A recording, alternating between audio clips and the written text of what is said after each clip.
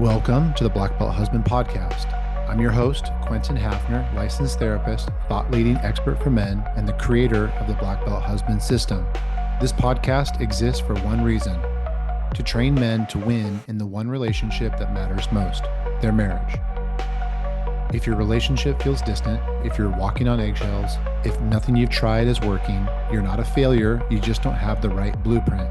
Inside this podcast, you'll learn the mindsets, tools, and frameworks to lead your home with strength, create peace in your marriage, and win back your wife's admiration and desire. Black Belt Husband is the step-by-step path to reclaim your power and transform your relationship. Let's get started. Welcome to the Black Belt Husband Podcast, and we have a great conversation for all of you listening today. We're going to talk about a really hard topic: why men have affairs, and really dive into a deeper understanding, a deeper look at the psychology behind infidelity, why guys cheat. And of course, since we're the Black Belt Husbands podcast, we're really making this conversation specifically tailored to men. If we were talking about why women have affairs, we would talk about some different things. There might be some overlap, but for the most part, this is a very male specific conversation. And, before we jump in and talk about the deeper reasons why this happens in relationships, we just want to honor anybody out there that's listening to this that maybe is in the middle of an affair and they don't know what to do. They don't know if they could tell anybody. It feels like a big secret. Or maybe you're the guy listening to this and you have had an affair and the emotional burden and the turmoil that you've carried from having an affair. We know that that is a very difficult thing to hold on to throughout your life. And for all the women that are going to listen to this podcast, if you've been on the receiving end of a guy having an affair, our hearts break for you also, because that is a massive, massive trauma that's very difficult to overcome. So Lucas and I are going to have this conversation. We know it's a very sensitive conversation. And the purpose behind this is to really illuminate for people what affairs are really about, like what they're really about. Because what we know is that our culture really gets affairs wrong. And I think we usually talk about affairs in a very simplistic, moralistic way that doesn't really offer the full breadth of understanding of what these are really about. And so that often leaves people very confused as to, why they had an affair. Well, maybe I just had an affair because I'm just a really bad guy. Maybe I'm not a moral person. I thought I was a good guy. I thought I was more moral, but it turns out I had this affair, and so I'm not. A lot of guys think about it that way, which is definitely not the case. So we want to take kind of a deeper look and help people make sense of these in a way that would be really helpful. Does that seem right to you, Lucas? Yeah, absolutely. I think you said it so well. And again, our heart is just to be in this process and to be in this conversation with you. Quentin and I these are conversations we're having every day, every week with guys, and it's real life. So I think, I would just encourage you guys as you listen to this, just open your heart, open your mind, and I know this podcast is going to have some answers that you're seeking and hopefully can shed some light on a really hard, challenging, shameful topic. Yeah. Yeah. So, and part of the Black Belt Husband program, we get guys into our program really every day who are in the middle of an affair. Um, Maybe the affair is ongoing and they maybe they want it to stop, but they're so entangled with it they can't get it to stop, or maybe they don't want it to stop and they're at really a crossroads to, do I want to keep this affair going and turn it into, like a legitimate relationship and end my marriage? And so we are, part of our one of the privileges that we have in inside Black Belt Husband is just being in these conversations with guys every day, really understanding the nuances of affairs. And so we want to take the things that we've learned over the last many years in working with these guys and just kind of kick it back to the listeners to help you guys understand and learn the same things that we've learned. So, what we thought we would do is by starting this podcast is we wanted to kind of talk about what I'm going to just say is like what are the real reasons why affairs happening? And I say real reasons is because most people still today talk about the reasons that men have affairs is because of um, guys just want to get laid, and guys only care about sex, or what, this guy is just a total narcissist and he is immoral. And so when we categorize infidelity through that lens, what it does is it really creates kind of a shame cycle inside for guys, and it doesn't really leave any room to talk about affairs in a more sophisticated and complex way. And I also just want to take a time just to put this little asterisk in this conversation too. If you're a woman listening to this and you've been on the other side of a man being unfaithful to you, I want you to know that we're not defending somebody having an affair. Okay, it's really important. So we're not in defense of the affair. And we're just trying to look at it in a way that's a little bit different than common cultural reasons. Because if we don't really understand what the root cause is, then we're never going to help guys heal or get out of a really sticky situation. Does that resonate with you, Lucas? Yeah, absolutely. And I think that's one of the big questions that I hear guys, husbands and wives asking is, well, why did I do this? Why did he do Mm. this?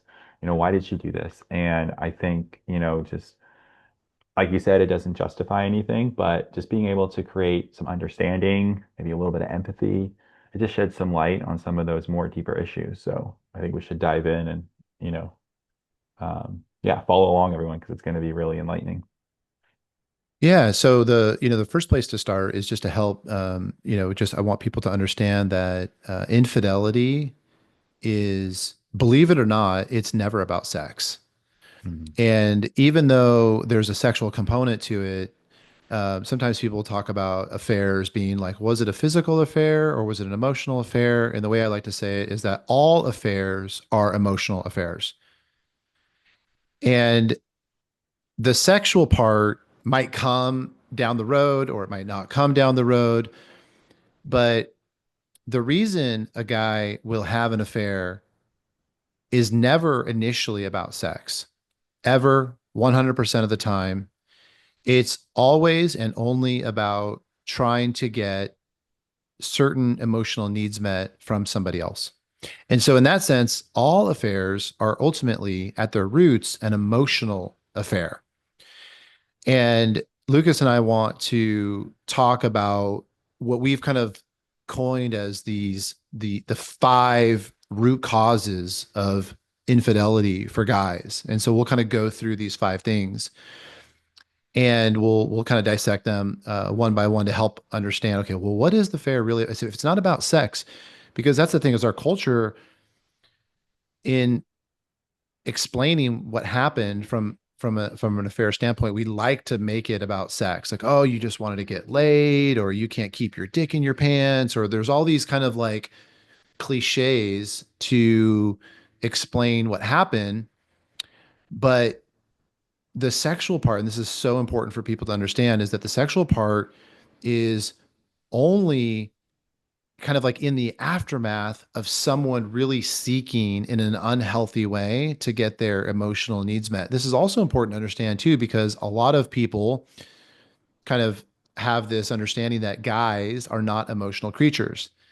It's like my guy, my husband, he's not emotional. And it's like, no, he's very, very emotional. He may not understand his emotions. He may not have a good vernacular to describe his emotions. He may not be expressive of his emotions, but he is a very emotional person. And those emotional deficits are the true driver behind all infidelity. Mm. Is that what you see with your guys too, Lucas? Yeah, absolutely. I think there's just a lot of stereotypes, like you said, that men can't be emotional, men shouldn't be emotional, it's not manly. And unfortunately, that can show up in a lot of different ways in relationships and in your life. But when it comes to, infidelity and having an affair, I think it's really important just, kind of on a foundational level that we really establish that men are emotional creatures and will often use, say sex to express those emotions. Mm, And I hmm. think, these five things that we've identified, can really shed some light on that. So what have you seen, Quentin, as, one of the number one emotional reasons as to why, men have affairs? Okay, number one, and we'll kind of list these out in order. Number one is just loneliness.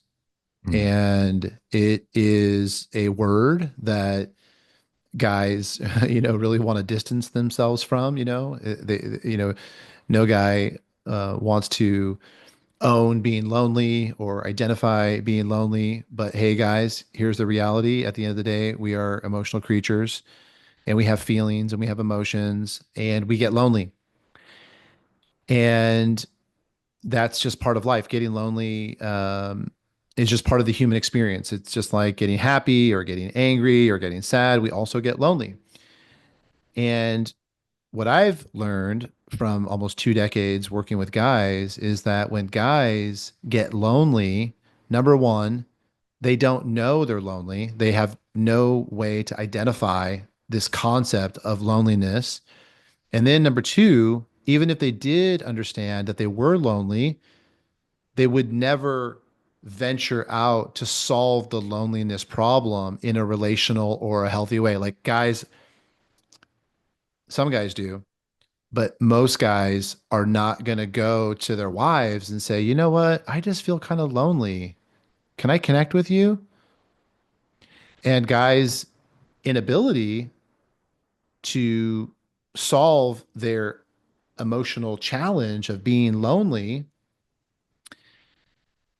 ends up creating a deeper and kind of more systemic problem inside of them where they are kind of like chronically lonely over a long period of time. And then guess what happens? There's that really cute girl at the office who's really friendly, very attentive, smiles at him, takes an interest in him, says, "How's your day? What's going on?"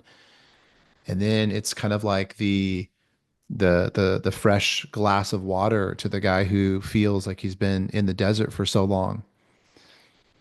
And it's very, very difficult to say no to that kind of human connection when we have felt so lonely for so long. So part of the thing inside Black Belt is that we are getting guys connected not only with their spouses but with male friendship. This is why like we beat the drum of male friendship so much because your wife is not the only place to satiate that loneliness challenge. We have to have great friends. We have to have friends that we can really connect with because if we don't have the ability to solve the loneliness problem inside of our heart, it only leaves us with one choice. We will solve that problem outside and in a destructive way. Like there really isn't a third alternative. There isn't an alternative where we can say, okay, as a human, I can be totally disconnected from human connection and I won't figure out a way to deal with that problem in a dysfunctional way. Like we will find a dysfunctional way to do it. Some guys do it with porn.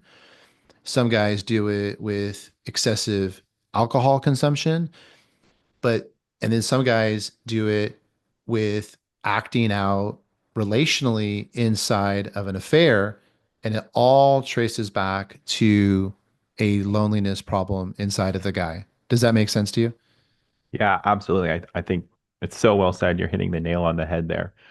Um, one quick question though, I think would be helpful to shed some light on. You mentioned that, some guys we don't know that we're feeling lonely. They don't know, and so they start acting out, they're going to the porn, the drinking, the office secretary. do you have any like kind of quick indicators that a guy could check in with himself to see if he is lonely? If this is kind of new language to him, or maybe he's just not, not really sure if he is. Yeah, that's a great question. Okay, so what comes to my mind when you ask that is this is a little bit of a tangential kind of rabbit hole, but the word boring Hmm. is, or the word bored is the word that I've learned that guys like to say when they are actually feeling lonely. So here's the way it works inside the world of men. So if I ask a man, hey, how's it going? And they're like, life's kind of boring. That is the indicator that he's trying to tell me that he's lonely. Okay. Wow. So whenever men use the word bored or boring to describe some aspect of their life, it is the telltale sign that they're actually lonely. And here's the way that we understand that. So loneliness is the um, is a sorry, let me say it this way. Feeling bored is a derivative of loneliness. So if you go to a party and you go to this party and you're surrounded by all these people and you say, you know what, I kind of want to leave. This party feels boring. It will only be because you don't feel connected to people at that party. You don't feel attached to people at that party. And so you'll Mhm. use the word boring to describe a more vulnerable term, which is lonely. Because people don't like to say that they're lonely, but we say that we're bored because it is a little bit more of a defended term. Yeah. And the opposite is also true. You could be at the worst party in the world with nothing going on, playing bad music and bad food, and it's not exciting at all. But if you feel connected and you feel attached to somebody at that party from a relationship standpoint, you would never say that that party's boring. You would be like, that was so much fun. So we can look out for feeling bored inside the world of men whenever men if you're a guy listening to this and you kind of resonate with that and you think, okay, like, yeah, I kind of like I often like I can go out with some friends or we go to dinner and things happen. I just feel kind of bored. I'm resonating with that feeling. There's a really good chance that you're lonely. You just haven't connected that dot for yourself. That is an awesome tool because I think there's really no shame in talking about being bored, but once you get, saying, well, admitting you're lonely and stuff. So if you can kind of use that feeling of being bored as almost like a heart opener to kind of get into some of the deeper feelings, it can bring some really good awareness. Exactly. Exactly.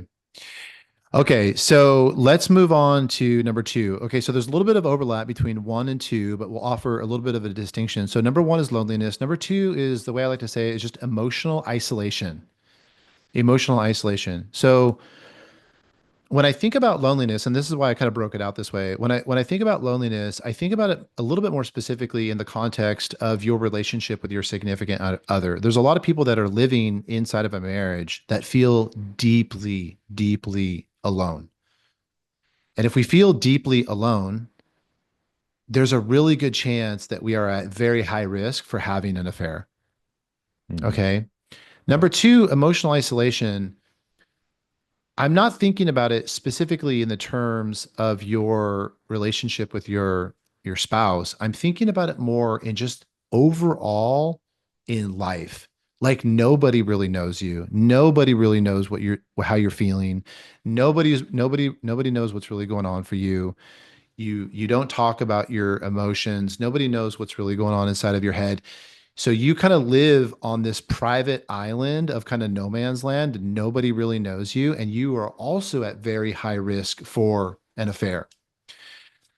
Because human beings, at our core, what is central to us is that we have a deep, deep need and desire to be known by other people. And so if we are living in isolation emotionally, if nobody really knows us, friends, colleagues, neighbors, people at the church, if nobody really knows us deeply from an emotional standpoint, we're at high risk for an affair because what is so captivating about an affair is that it breaks us out of that emotional isolation. When we meet that really cute girl and we start talking, and the conversation quickly goes to the emotional elements of our life. Again, it's like that thing I said earlier. It's like the glass of water to the guy who's walking across the desert. And it's like, oh my Lord, that feels so good, so strong, so powerful. And it literally becomes like a drug. And once our brains get a taste of that drug, it's very difficult to go the other way. We just want more of the drug. So the first one's loneliness, the second one's emotional isolation, which is more of like a more bigger grouping of just this concept of being totally disconnected from the world from an emotional standpoint. Does that kind of make sense to you, Lucas? Yeah, it totally makes sense, and it's interesting seeing how the two kind of correlate. If you're start feeling a little bored, you're going to start feeling lonely. Guys tend to isolate themselves, right? Yes. The Yes. avoidant attachment style. Isolate, don't tell my wife what's going on, don't seek out male friendship, just everything's good. We're gonna be okay. But, and our island of isolation just gets bigger and bigger. That's exactly right. That's exactly right. And the island gets bigger, the pain gets bigger, and then, lo and behold, we get introduced to somebody and um, it's kind of like a runaway train that's very difficult to stop. Mhm. Um, Mhm. okay, so number three, so loneliness, emotional isolation. Now we're number three, and this is a different kind of guy. So number three, we're gonna call it love addiction. Love addiction. So this is the kind of guy who typically has low self-worth, low self-esteem, and he needs to be reassured and validated by women. If we want to go down the deeper kind of psychology of this, there's a lot of mommy issues with this guy. A lot of mommy issues. Okay. Probably was neglected, probably wasn't nurtured enough as a young child. So he has what we're going to just term as a love addiction. So he has an obsession to interacting with females in such a way that kind of fills this big hole in his heart from the past. And this type of guy is at high risk for having an affair too, because his wife can never satiate that giant gaping hole in his heart from his childhood. And so in the beginning of the relationship, if the first, 2 years of marriage, okay, yeah, she does a great job filling that. But then over time, when the reality of a relationship sets in and we're not in that honeymoon stage anymore, she can't fill that anymore. But because of his woundedness, because of his brokenness, he has to go out into the world and get that rush of being desired. Mhm. And it's like it's a rush because it kind of hits our brain like cocaine. It's like it's very stimulating, it's very exciting, and I just want more of it. Okay. And so um maybe this guy's a little bit different than the guy who's living on the emotional isolation kind of island. This guy he can look different. He can look more charismatic. He could look more outgoing. He could have like a different energy and a different personality type. Not always, but typically he looks a little bit more, he looks like a little bit of a different character. And this is important to know too, because we can wrongly look at this guy and say, you are so self-absorbed. You are so selfish. Look at the way that you're living your life. You only care about yourself. And on the surface, yeah, there's a lot of truth in that. But if you look below the surface, you see this person who has the lowest of self-esteem. And he thinks so low of himself, and he moves through the world always seeking the approval and affirmation and validation from other women just to make him feel like he's somewhat good enough. And it's like, wow, what a really sad way to live. So we can have some compassion for that guy. That guy, obviously, if that guy is in an affair or struggling in kind of the infidelity space, we have to fix that hole in your heart, because until you fix that hole in your heart, you are going to perpetually be on that runaway train trying to get other women to do something for you that is completely impossible. Hmm.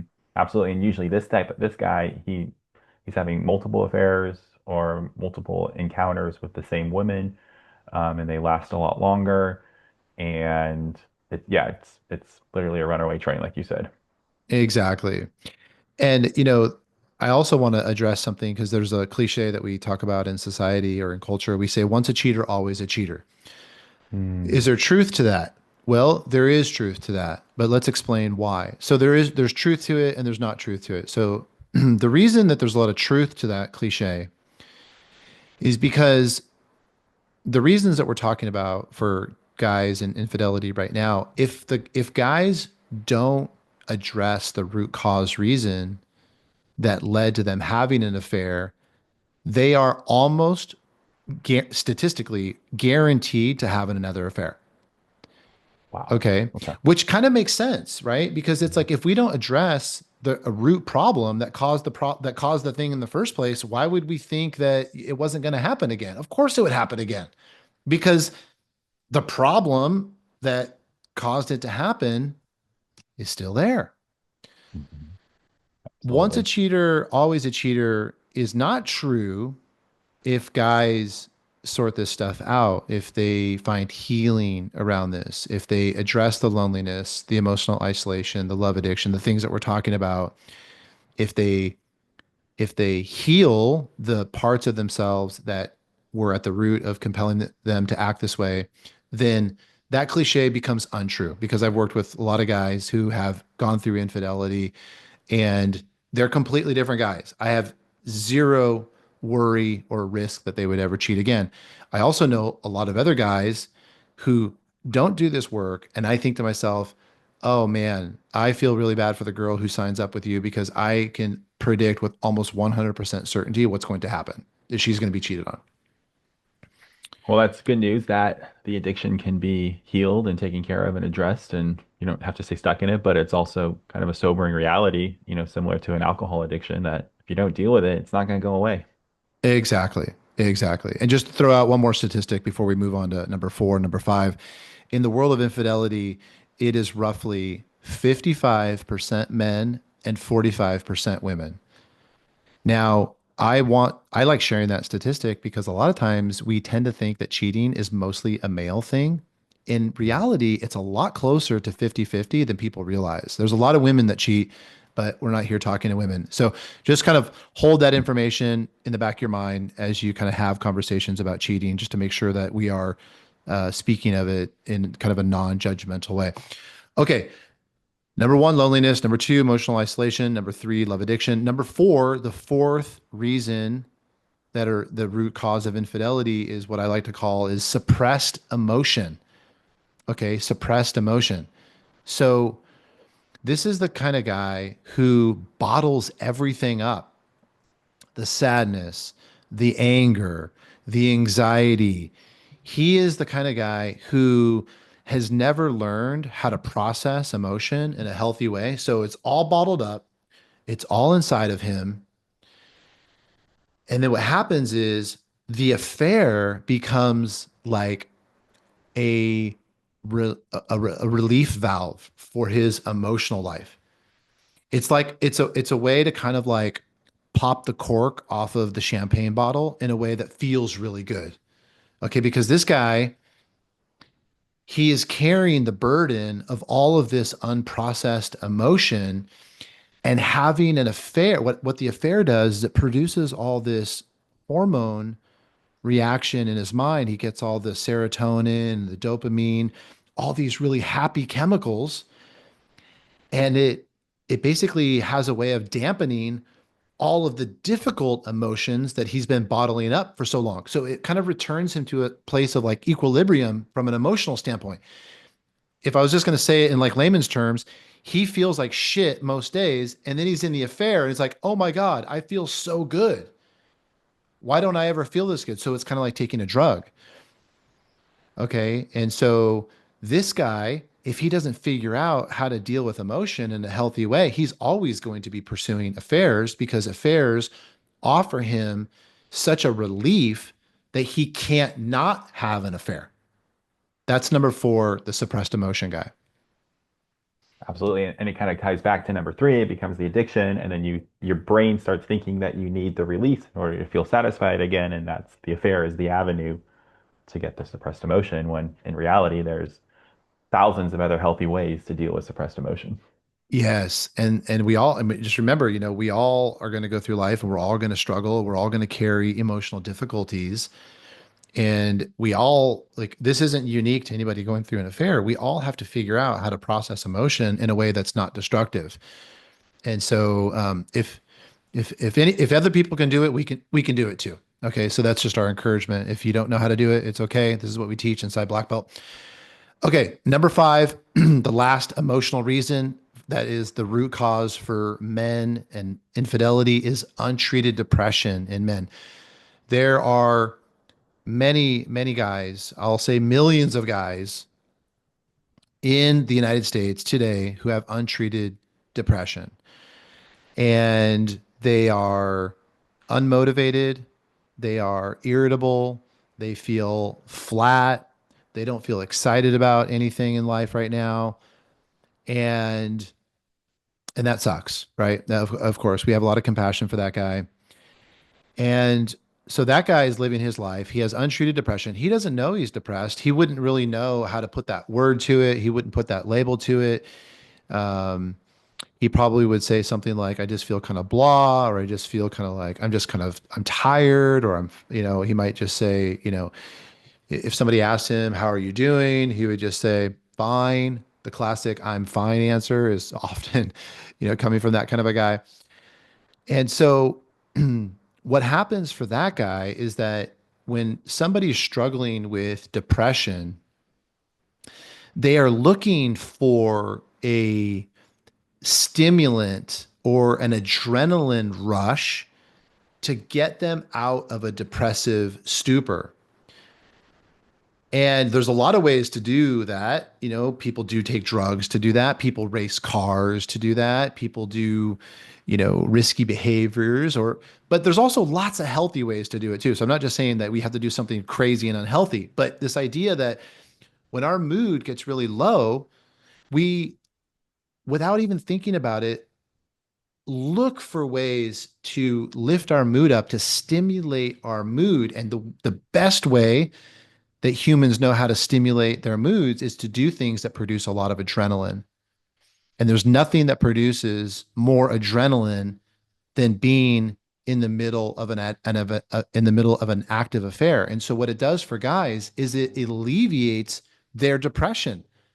It's like, oh my gosh, I'm not depressed anymore. Guys will tell us that. They'll say, this is the first time I feel like myself. This is the first time I felt alive. I haven't felt alive in 20 years. Now I feel alive again.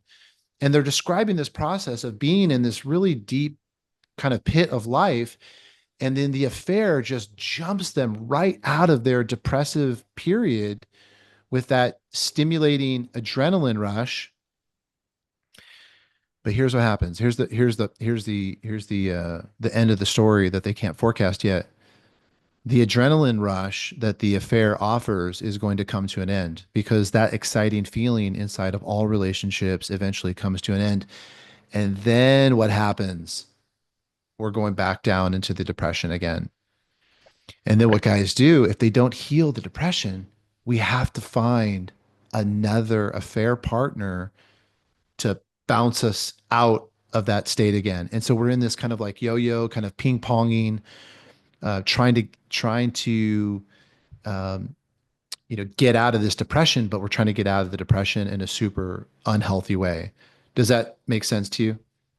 Yeah, it totally makes sense. And I think again, Nice. it just goes back to this point of, something inside is off. Like we were talking about at the beginning before something's off, something's hurting, something's not well. And if it is number five, untreated depression, then, this is your cue to go get some support. You deserve it. Hmm. You don't Hmm. have to look for that adrenaline rush and say, well, maybe the affair is okay because I'm feeling better. There's so many other ways to work through depression. Exactly. Yeah, and also just trying to see that, even though the affair from an emotional standpoint, I mean, the affair is kind of a double-edged sword because on one hand, it feels so good. It's like the glass of water that you are needing. But then on the other hand, it's laden with all of the turmoil, the chaos, the guilt, the shame, the hiding, the just the tremendous emotional burden. So it's kind of a catch 22 because it's like, yeah, it lifted me out of my depression for like a momentary period of life, but then I'm challenged by having to wrestle with all these other emotions too that might and often do feel worse than the original depression that we were running from. Okay. So if you're in this situation right now, okay, so we want to speak to guys who are in this situation. If you're in this situation right now, if you are in the middle of an affair, or if you just got caught in an affair, or if you are kind of wondering, like, what should I do about this affair? What should we tell guys, Lucas? What's the first thing that we want to tell guys if they're just really in this right now?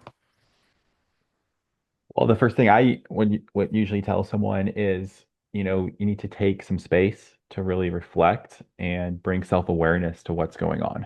We can't, this is a problem that we can't solve overnight. There's no magic wand or formula. But this is really an invitation and an opportunity to really go deep within yourself and start, even looking through, hit rewind on this podcast and go back through the five things and see what one stands out, and take some Mm, time to reflect on those things because it's really through um, self-awareness that this work begins if you're willing to go there. nice. Yeah, Would, perfect. would, Yeah. would you add anything else?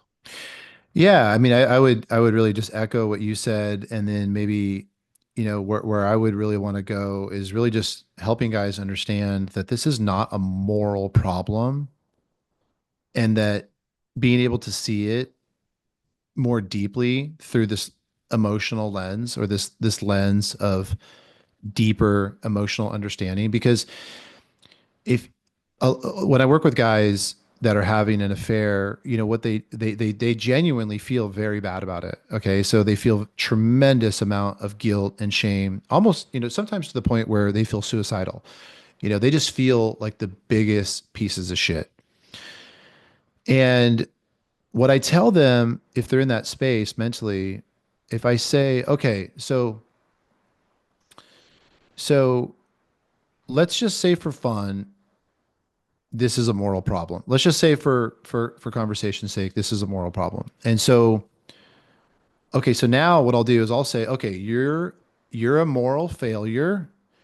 You made a bad moral decision.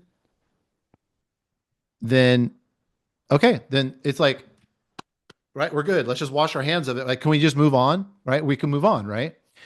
But we can't move on. Okay, because we know in our heart of hearts that there's something more going on.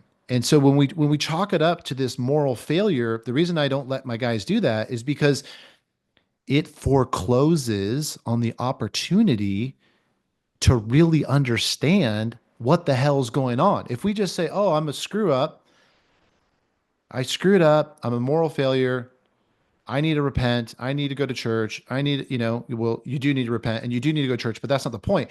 If we just stop there and we don't dig deeper and we don't say, okay, well, what if this was much deeper than just being a moral failure?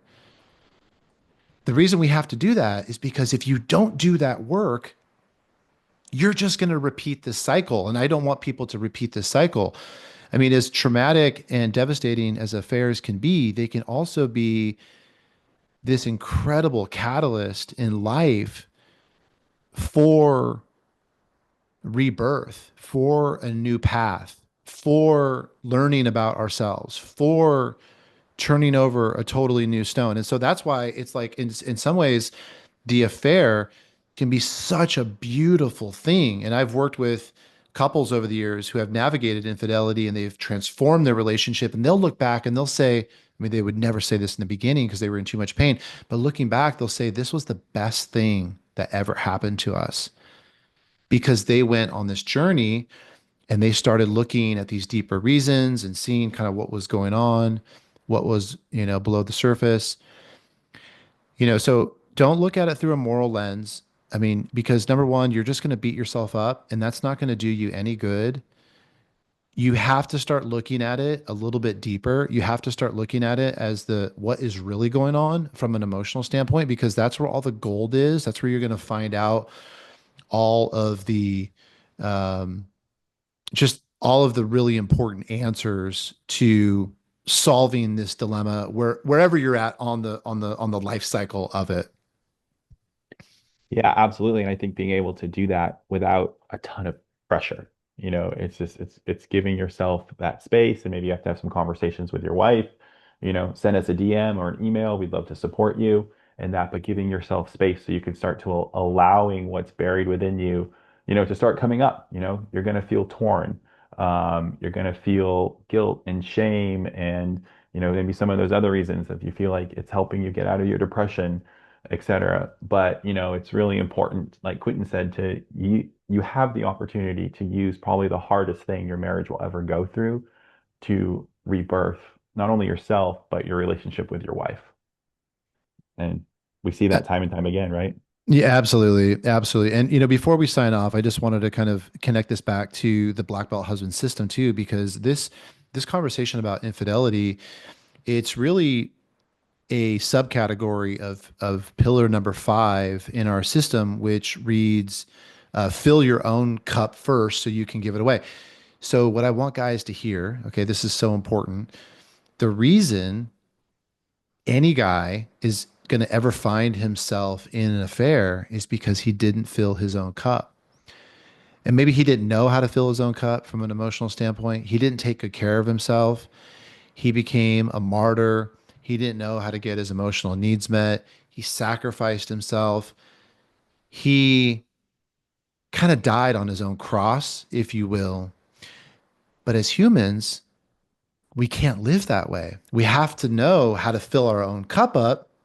Okay. Because if we don't know how to fill our own cup up, it's nearly impossible to give ourselves a good chance of showing up successfully in the marriage. So all of these 5 emotional things that Lucas and I went through, what I also want you guys to hear too is this is all about knowing how to fill our cup up, knowing how to be good to ourselves, how to nurture ourselves, how to meet our own needs, and so we can go inside of our relationship and be really successful because we're solid, we're stable, and we're sturdy. But if you don't know how to meet your own needs, fill your own cup up, then the affair concept is the very likely unintended consequence. Absolutely. Absolutely. And you can also affair proof your marriage by implementing pillar number 5, because you're going to be so full and so healthy that having an affair is never even going to be an option. Absolutely. And that's probably the message for the guys who have not had an affair and are telling themselves, you know what, I would never have an affair. It's like, hey man, the truth is everybody's capable of having an affair. I've worked with the most upright, moral people, the best men that I knew who had affairs, who would have said the same thing. I would never have an affair. If you don't take care of yourself emotionally, all of us are a suspect to having an affair. So don't take your foot off the gas. Make sure that you're always filling your own cup up, connecting with yourself emotionally, managing your own needs. And that's how you also affair proof your marriage. Okay, guys, signing off. Until next time, thanks for listening.